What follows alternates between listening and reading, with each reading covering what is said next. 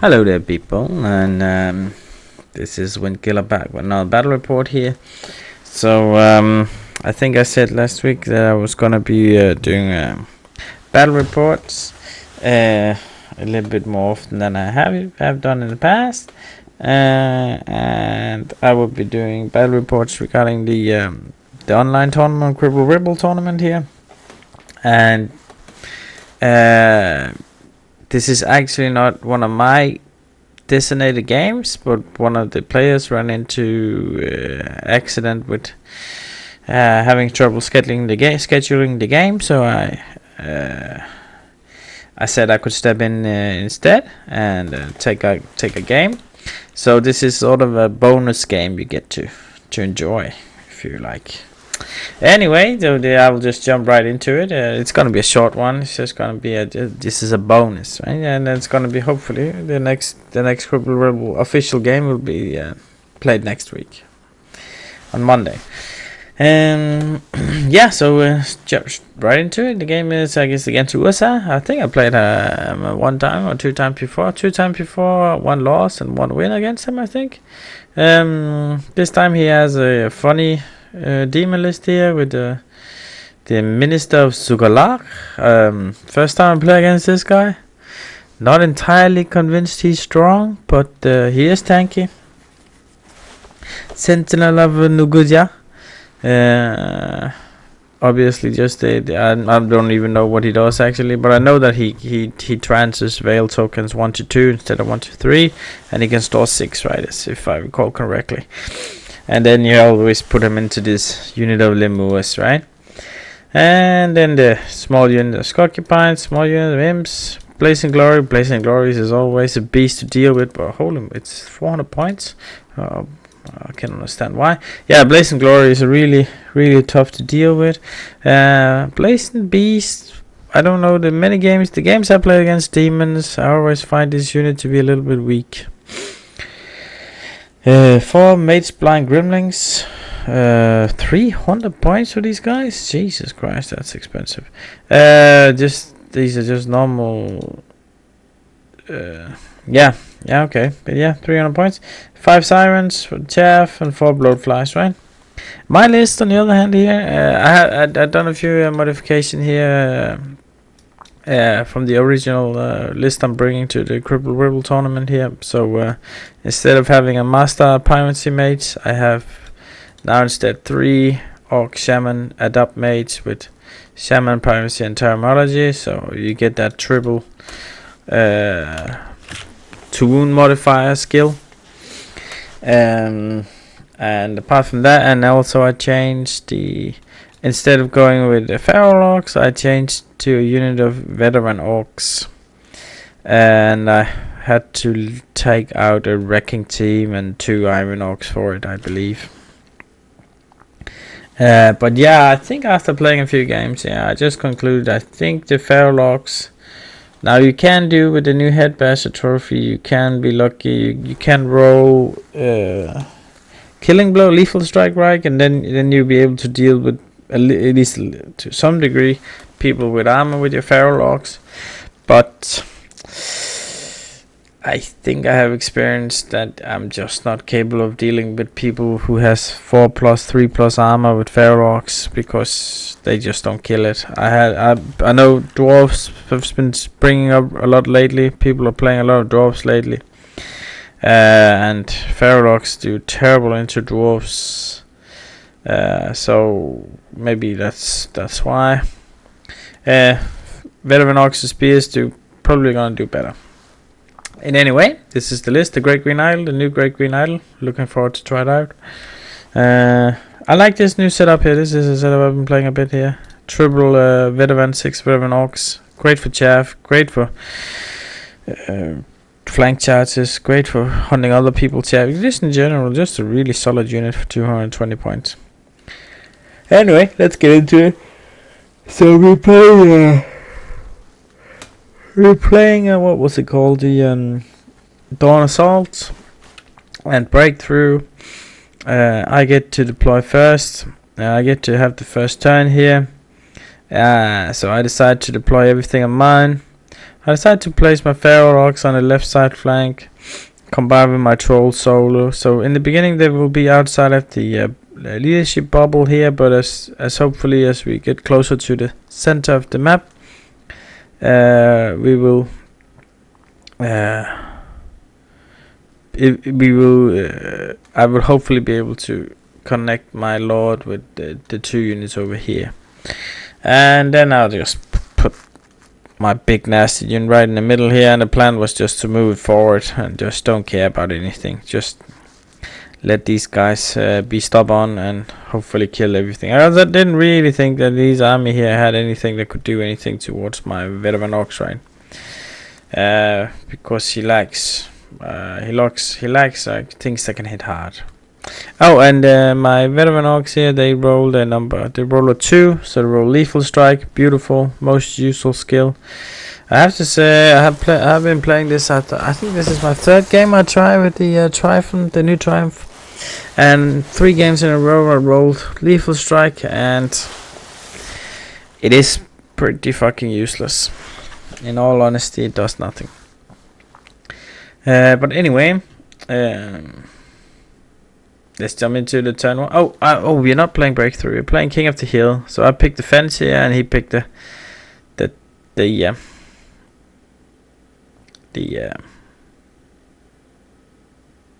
no, hold on. We are playing breakthrough. We are playing breakthrough.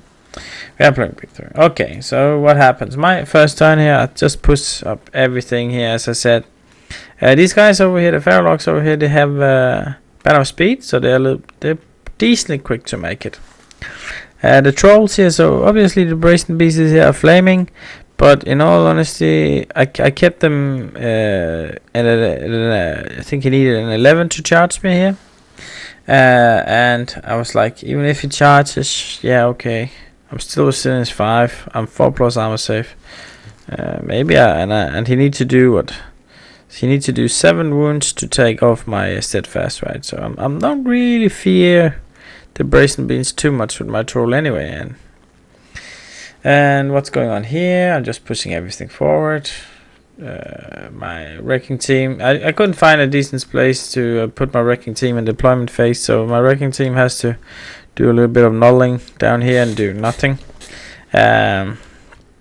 Great Green Idol planning on coming from the flank, these guys planning on flanking, and these guys planning on flanking, and these guys planning on going forward, and these guys planning on moving the Feral Orcs just brainlessly forward, and then I'm planning on have the Trolls here to prepare counter charges either this way on the Feral flank or the flank on the central flank with my veteran orcs here. So they're sort of on a standby here, right? So my turn 1, I shoot absolutely nothing. His turn 1, he shuffle around a little bit, and then he shoots my mage. I think he managed to land 1 wound on my mages. But I have to say that this death evocation mage with 3 and combined with terminology, then you have 3 snipe spells. Is pretty dangerous to characters. Yeah. But anyway, my turn 2. As I mentioned, my tactic here: shove these veteran orcs as far forward as possible every turn, and the Feral Orcs as well. So the Feral Orcs, I don't think I moved max. I think I just moved them within 12 inches of the Brazen Beast here, and then. Did I move max? I can't remember. But anyway, I'm advancing a little bit here and advancing on this flank here as well here. And this turn here, I decided not to advance with my Iron Orcs here and try and shoot his this mage down here. I was hoping maybe I could get Flaming Sword through, and then I'd be wounding him on 5s. But I don't think that was a good idea. I think they should have moved. I moved along, but in any case, it also prepares the potential idea of this Blazing Glory charging into the flank when my veteran orcs, if he should decide to pull the trigger this next turn here, right? Then if you go in with the Lemonos and the Blazing Beast in the flank, so this way I'm at least secure that I can charge the Blazing Beast in the counter charge him. Yeah, no, my shooting doesn't do anything again. My magic doesn't do anything either. His turn. 2, right? So he decides to chaff the feral orcs over here, move up the brazen beast behind the fence, and say to the trolls, "Come take me." And and he decided not to go for the charge in the center. I think he just decided to wait it out. I think he do a lot of magic on my veteran orcs marauders to try and shoot them down to prevent that I can stack too many charges upon the brazen beast here. And then obviously also he sets up the bloating flies for the counter charge here. If I go in with the veterans here, then he has the floating blights here and the blazing beast here and his lord here, right? So he has a lot of counter charges here, but of course I don't care. So I'm just all in again. I think the veteran orcs, they moved 8 and charged. So they charged straight into the lemurs. And I prepare a lot of counter charges in case you should decide to charge, right? So if the Sagotar, whatever that big demon is called, charges, then the Great Green Idol can charge, flank charge them. If the Blazing Glowing Beast charges, then I can get in my Iron Orcs, or I could potentially wait with my Iron Orcs 1 turn and then move my try and hit him with my Wrecking Team first and charge the Blazing Glory Beast in the flank with my veteran marauders. So I think I had set up like a lot of counter charges on this flank here. So I thought I was gonna be okay on this flank here. This flank here was a little bit more dangerous, right? Because he could fly with the blowflies. Or alternatively, if my troll battle went bad, he could just turn around the blazing beast and just charge into the flank here. And if that happened, things would probably be bad. But in any case, I have to prepare to at least meet the blowflies, which are strength 6, right? But yeah, I do charge his chaff, and I do charge I do charge with my trolls. He managed to shoot in his turn 2 to shoot some of the veteran orcs to take them down to only two guys left, and he also killed the champion. So they only have actually 4 attacks instead of potentially 10 attacks. I mean, if they had 10 attacks, I would definitely kill the brazen beast with ease. But now I don't have as many attacks. And he has distraction right from behind the fence here. But I was thinking, like, anyway, the trolls, they're still resilience 5, 4+ armor save. I thought they were gonna be okay. And obviously I tried to so it's a little bit late here. So and obviously I charge into the lemurs here with my veteran orcs here.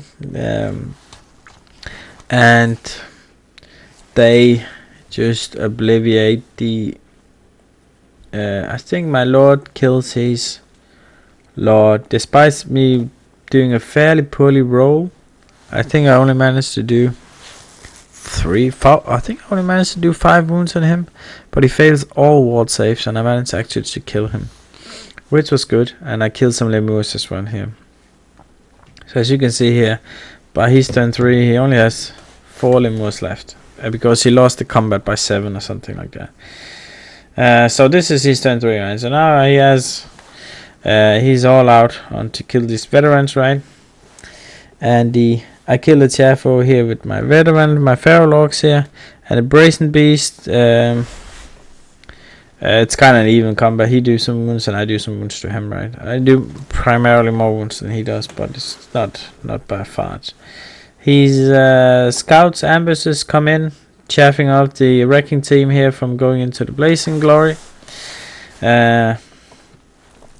And he decides to charge with his concubine here to hit the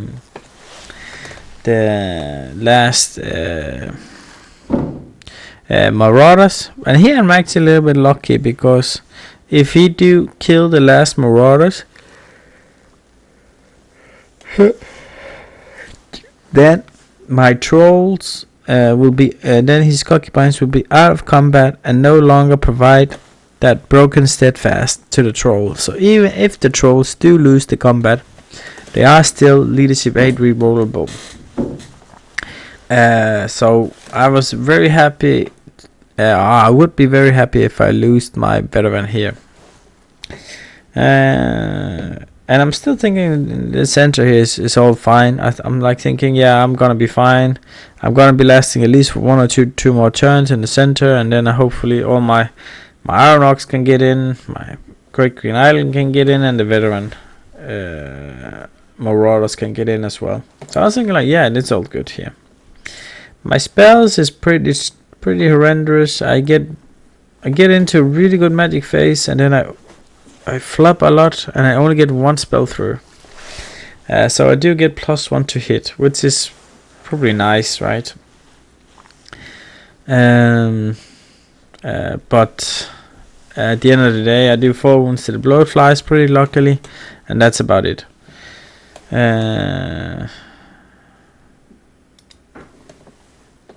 Yeah, in his turn, so his round of combat, I do like 4 rounds to the blowflies, and that's about what happened. And he do like one wound to my lord, so he's down to 1 wound. And I do a few wounds. No, I don't even do any wounds to him. And then his turn, on my turn 4, right? I decide to charge this chaff unit here instead. I'm not sure if that's the correct decision or not, but I decided to kill the chaff unit here, move the wrecking team out. I just decided to save the 100 points actually from the wrecking team.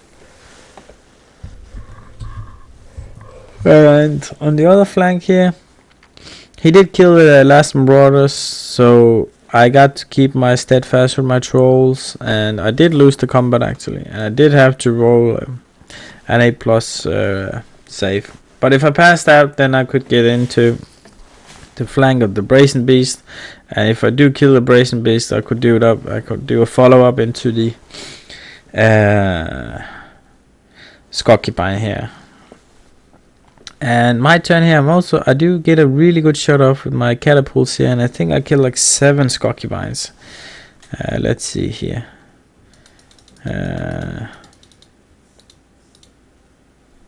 So that's 1 too far.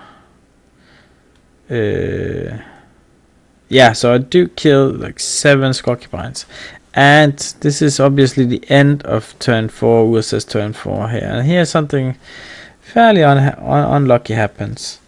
I lose the combat despite having charged with my Iron Ox and my Great Green Idol. So I lose the combat, and I fail my rerollable 8+ minimize the reroll my save. And so his demon, which I had managed to deal 5 wounds to him with my lord, so he's only 1 wound left. That demon gets out of combat, and the blowflies, which was also in a dire state, also gets to get out of combat. So that kind of sucked. That kind of really sucked. I think the game was really good for me at this point here. If I haven't fled with my veterans, then I had the game in the bag. Anyway, things weren't supposed to go that way, and now he runs down my veteran ox with my lord into it, and I have my mates behind that unit because I put my basket into that unit wouldn't start running, which they did. So now my mates are also gonna die. Turn 5, he's turn 5 here. I managed to kill the Skokipine. I think my feral orcs, they do like 18 wounds or something to them, and they kill him, and I overrun into the big demon there. And I also the Blazing Glory. He rolls really bad and do no wounds, so I get to win the combat, and then the Blazing Glory takes like 3 wounds from combat rest. And my turn 5. So he obviously, the Bloodflies managed to kill the mages up here, and they overrun. And then I get to, if you see here, my veteran orcs here are fighting, right? They kill that unit and he's turn 4. So they get to reform, and then they get to get up behind the bloatflies, which means if he does decide to aura run and kill my mages, then he will have to take a rare charge from my veteran orcs, and he decides to go with the last one, so he takes the rare charge and kill my mages. As you can see here, I managed to kill all his concubines. I do take 12 wounds back, but I think that's a fair trade. And I managed to hit into the big demon here with 1 wound left. And this is where the game sort of ends. My turn 5. I managed to kill the Blazing Glory. I managed to kill the Lord here. And I managed to kill the Bloating Flies. And yeah, that's where it ended. So it's a big victory here. It's a good game. It was a fine game, but as my opponent also was mentioned, I think he underestimated the strength of the veteran orcs here. So after they got the chance to charge the lemurs here, they just sort of ran over his lemurs and his level 4 mage, right? The master terminology mage. So he lost a lot of magic. In general, lost a lot of presence on the map, right? So I think that was pretty vital. And apart from that, I think maybe it's also just a really difficult matchup. Without, as I said, he doesn't really have the big scourge to kill one unit alone or kill one big boss alone or something like that. And I think the list needed a little bit like that. Anyway, as I mentioned, this will be a short report here, so I'm gonna stop it here, and remember to check in when the real game is gonna come online, and stay tuned with the Windkiller channel. Bye bye.